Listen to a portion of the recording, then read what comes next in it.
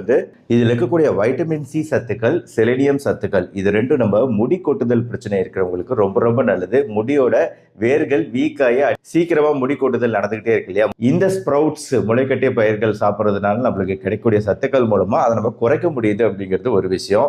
ரெண்டாவது விஷயம், நம்ம தோள்கள் வந்து நல்ல இளமையா தெரியறதுக்கு, சுருக்கம் அதிகம் இல்லாம தெரியறதுக்கு இந்த முளைக்கட்டிய தானியத்தில் இருக்கக்கூடிய வைட்டமின் பி சத்துக்களும் ஒமேகா 3 ஃபேட்டி ஆசிட் சொல்லக்கூடிய ஒமேகா 3 கொழுப்புகள், நல்ல கொழுப்புகள், இது ரெண்டும் ஹெல்ப் பண்ணுது.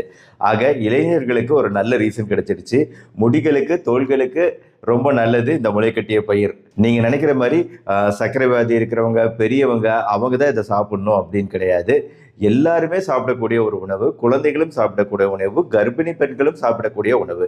என்ன ஒரு பிரச்சனைனா, நம்ம இந்த முளைக்கட்டிய பயிர் எடுத்துக்கிறோம் அப்படின்னா இது வந்து சுகாதாரமான முறையில இதை தயார் செய்யணும். அதை தான் இப்போ நான் காமிச்சேன். நம்ம வீட்டிலேயே தயார் செய்யும் போது